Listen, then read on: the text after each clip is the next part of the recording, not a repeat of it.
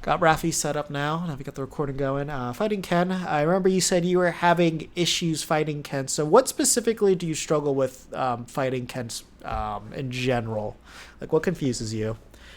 Because definitely this is going to be a matchup that's going to become way more relevant as time goes on versus not unless there's a major nerf to Ken. I just see more and more people picking him up, if anything at all. Like, I think there's going to be more Terrys and Kens and Ryus as the game progresses.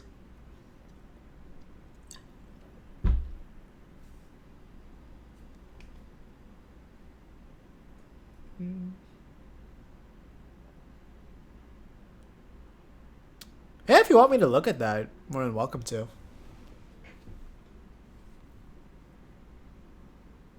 The aerial approaches. Okay. All right. Honestly, I don't think that really should be an issue too much with Ken. I'll click that link just to load it up. So we'll look and see what you did here. I did watch this set last night to just kind of give myself an idea of where you were. It wasn't nearly as rough as I thought it was expecting to be. And yeah, you're not escaping Ken combos. That's not happening. You just hope and pray, and then you just do DI to avoid the worst situations. So let's look at this. Okay, so FD, honestly, a good stage to go with. I would not run up to him and fair him. That's generally not what you should be doing here. Let's talk about Ken real quick. So the big thing with Ken is that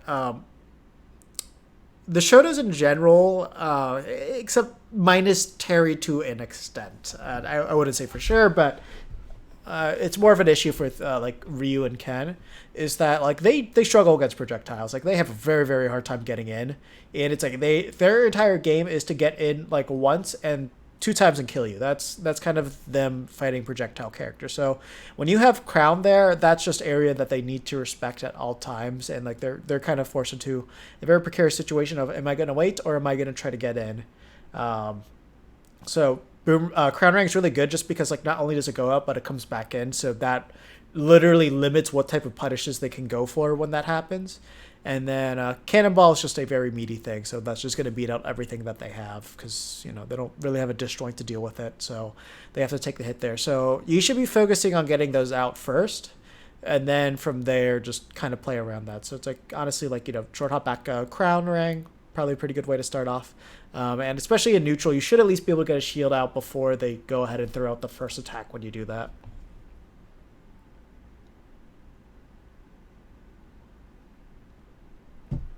That's the other thing too, is while they do have a lot of meaty attacks, more specifically with Ken, he relies a lot more on multi-hits. Cade Nelly? Ken Nelly, thanks for the follow. With specifically Ken, he relies a lot more on multi-hit, so if you throw out that nair, you're going to be able to stuff out a lot more and not feel as much pain. So that's a very, very good thing to use. Shows a... Oh yeah, that's also very important too. Yeah, they're very locked into their movement, so that's why like those things are good. 2 seconds. So the very beginning.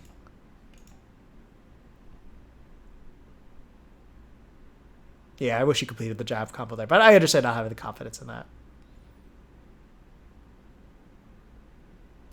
So what are you trying to look at? Anything there? When the touch death starts. Okay, so what about that? Oh yeah, that roll. So yeah, when somebody's in grab, just mash jab. You should be able to beat them out there. That's just kind of the more... Yeah. If you ever see a whiffed grab, like, you will get a guaranteed punish on them. So like jab, maybe dash attack. But I would say just jab. Jab will carry you through that.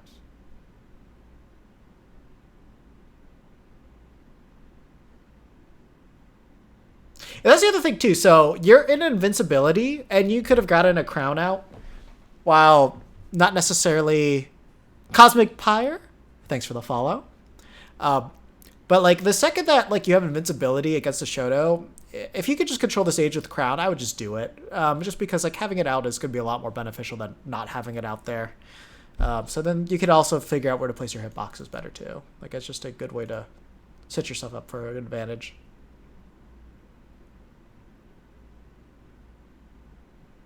Actually, this is something I should talk about real quick. In terms of like uh, Shoto's, like Ryu and Ken specifically getting back, is you're gonna get this a lot, where they're gonna Tatsumaki back or maybe air dodge. Hopefully they Tatsumaki more, because then you could get a D tilt out and then you could get a free combo because like D tilt hitbox just goes straight across, and as you'll notice there, he's way ahead. So if you just preemptively put a D tilt there, you could send them out. If they're at death percent, you could down smash, and that would hurt. But D tilt at that moment.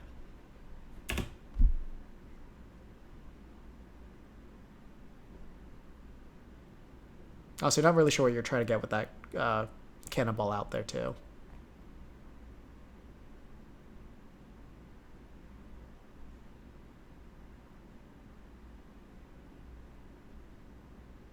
See, like, okay, that this kind of illustrates my point here. Um,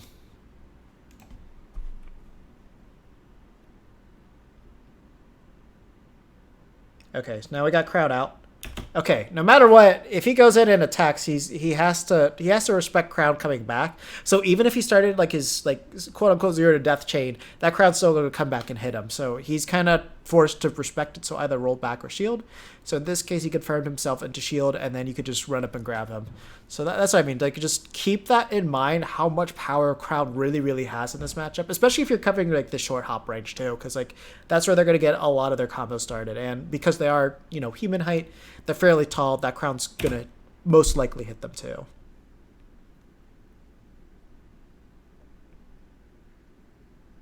Let's see if I could get better quality here, unless this is...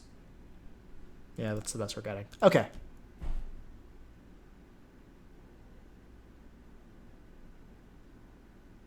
That was a really good fair, actually, because like you landed that perfectly. See, like no crowd.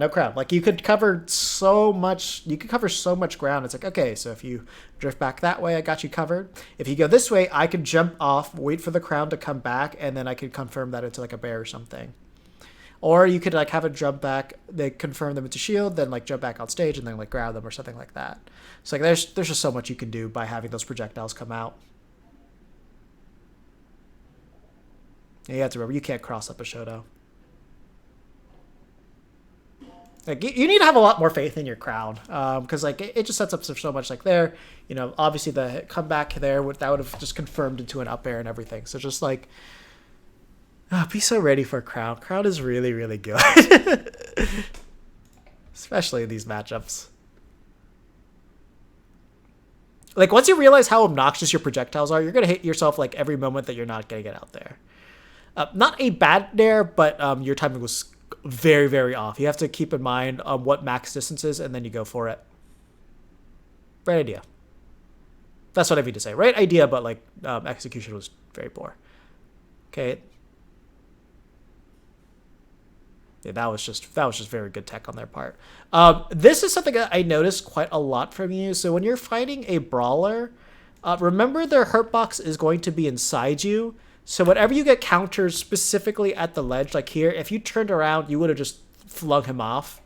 So you would have been able to just extend your whole edgeguard sequence there. Hi, Omega.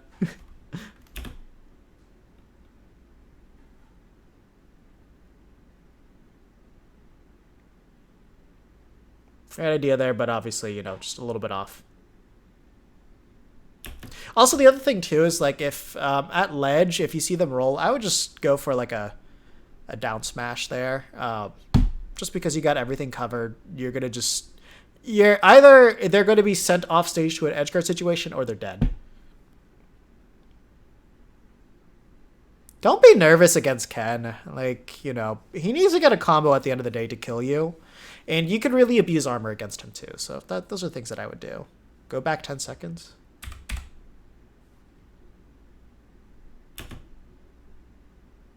This cannonball over here, or you want me to go back 10 more or 5 more? Yeah, see, like there, you could have done it. I'm assuming you meant something right here. After crown the cannonball?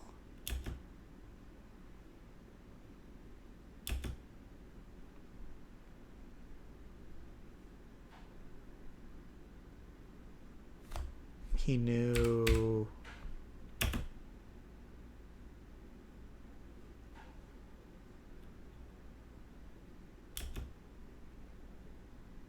Well, there's two things going on here. So, on one hand, maybe. But the other hand, kind of look at the situation he has set up here. You have Crown coming down this way, so obviously your approach is very limited. Then you're gonna have Cannonball come out too. So it's like, I can jump, but if I jump here, then I could eat a fair, I could eat a dash attack. Like this is just the best situation to put himself in.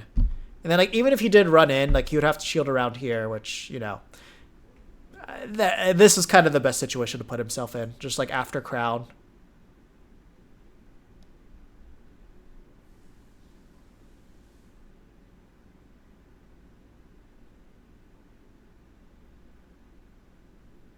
Yeah, that's gonna eat you. Yeah, I would say I'd be very careful against like back air spacing, just because Ken can do so much off of it.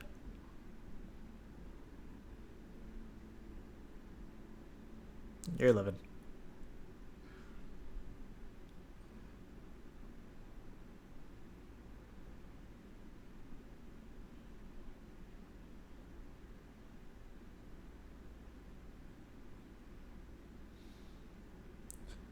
So like right there, you could have done the run up down tilt, and then you would have at least hit him.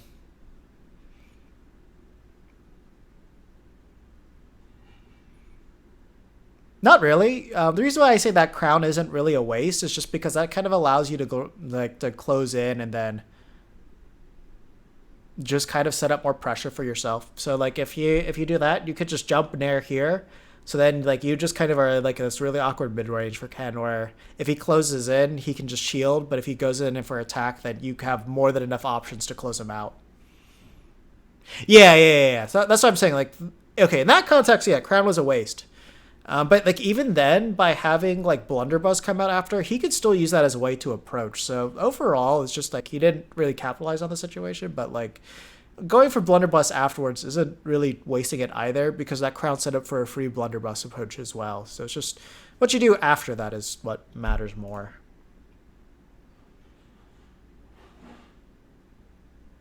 And that's really good that you actually knew that worked. So I didn't know that worked until I saw this. That's the thing. Like, there's a lot of sauce that you could do to just like edge guard him. We big. We very big. Yeah, you missed your dash there.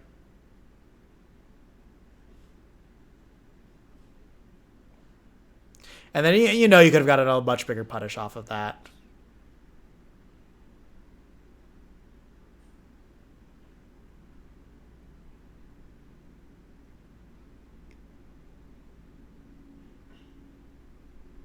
Yeah, I do like that you rolled away there just because like that's a lot safer than like, taking it on shield. Yeah, he just called you out there. He's very patient though. So like I would give you like that's kind of hard to get around.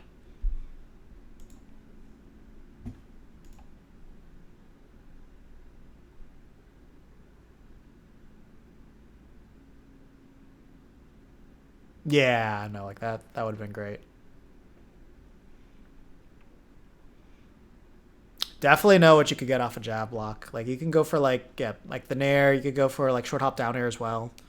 And short hop down air could basically, short hop down air basically will lead to a stock, especially at that percentage. Like dare up smash.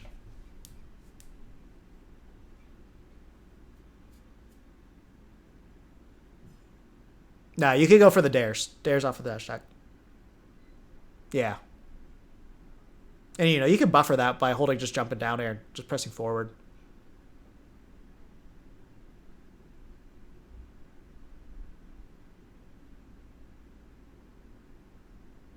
Yeah, so there you could have like dropped down fared and landed a hit on Ken.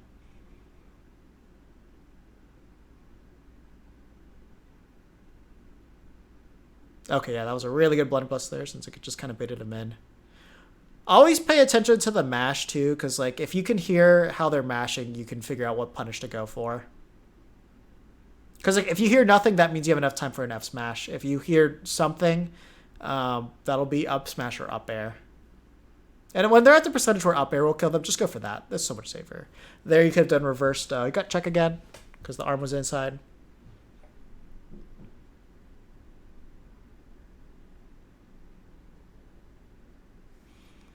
So, you know, the one bad habit that a lot of people say is like, you know, holding shield against like characters and all that. But like honestly, getting grabbed by Ken or Ryu, like that's gonna do nothing. Or Terry, like you're not gonna die off a grab, so take the throw.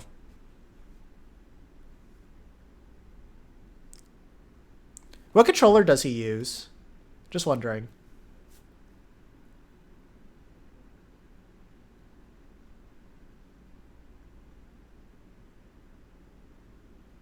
Depending on what stage it is, it can be really hard to hear. I mean, to see the white sparks.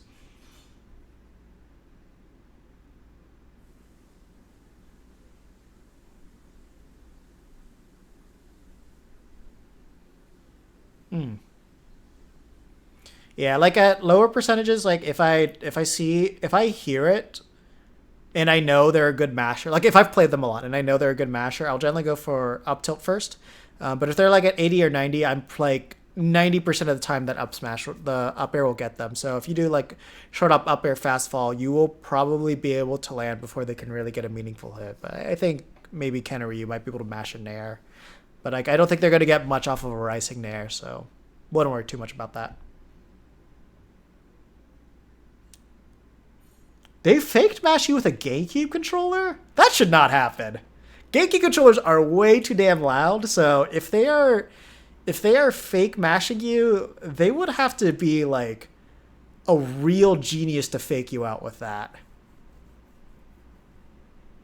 Like, oh, actually, okay, there is one way they could do it. If they were holding two buttons at the same exact time, and then they were like mashing like the left and right, like the triggers, then I could see it. But if you hear the triggers going off, that's how you know they're not trying to mash you out.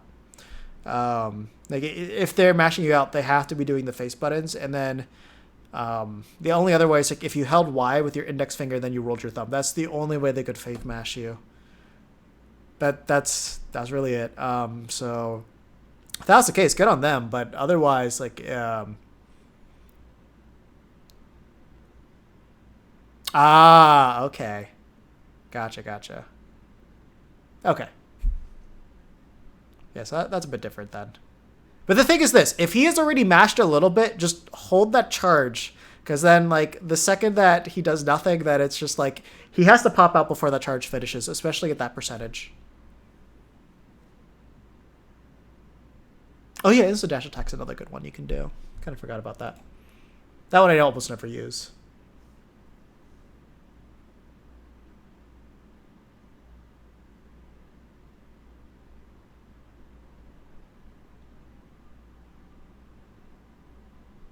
Yeah, so not to say, I think you could actually throw out a counter in the middle of all that. Like, I think it's just fast enough.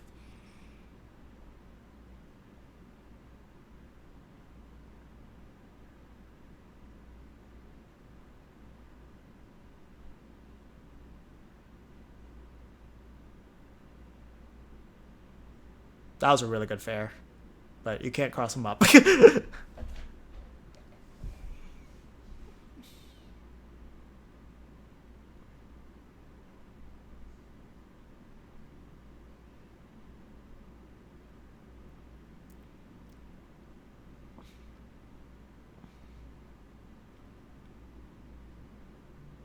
Yeah, that was really good. That was a good recovery on him, especially with the stalling.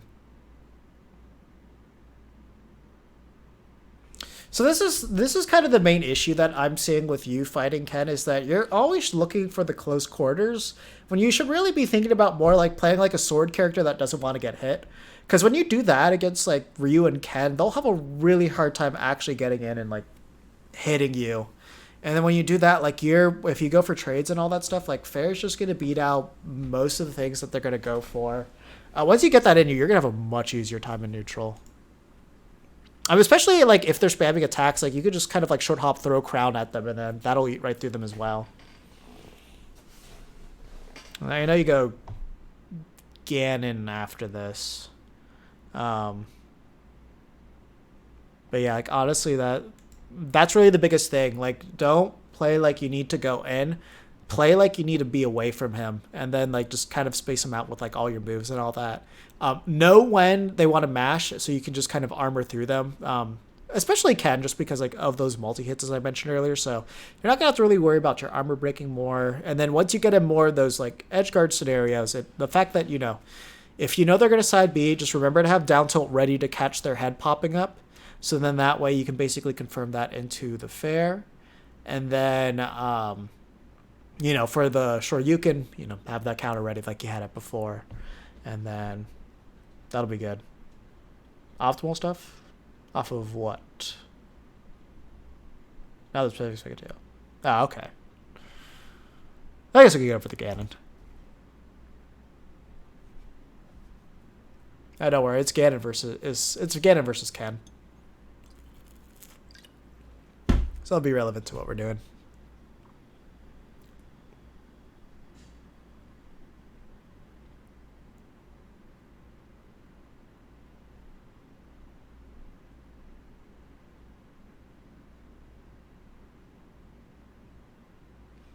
Okay. See, okay.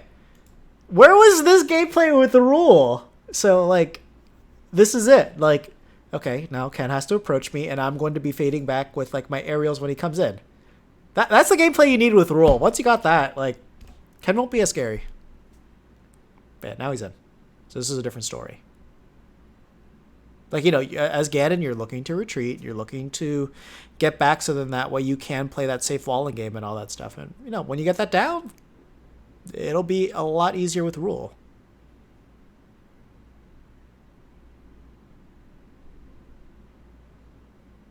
Like, honestly, right there, I would have gone for the side B so you could start at the tech chase scenario.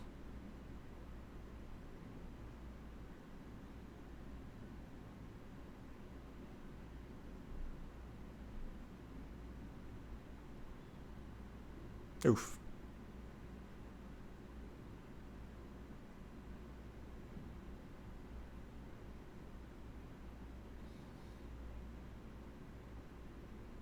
Ah, yeah. You had the right idea with that down air. It's also good that you're going for like all the nairs there, so that way if he does decide to go for focus, you're breaking through it and all that.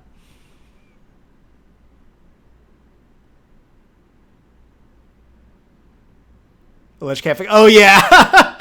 Oh, I remember good old fashioned Ganon ledge camping with in Smash 4. So I imagine it still works here.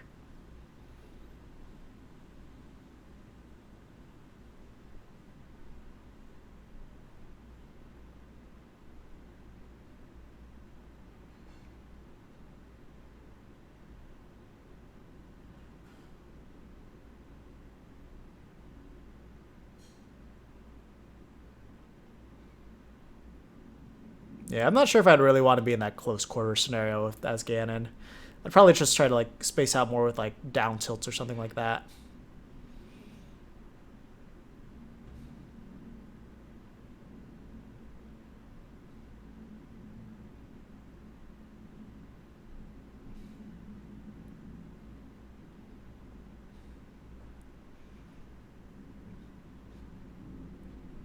Okay.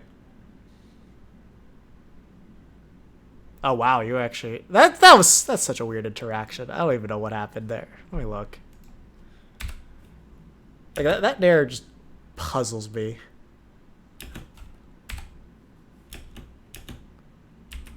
Like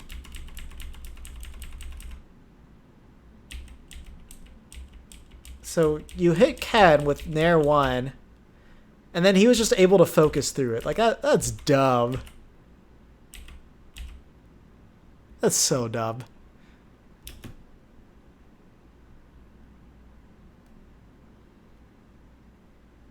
Like if you can consistently do that, that's really stupid. Oh, 0%. Okay. That's fine. That's not fine, but at least it's then.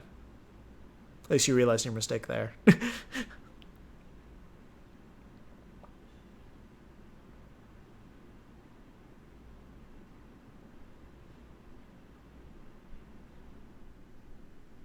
Yeah, you always got to defend yourself with like jump up air. So that way it's like you just get him out. But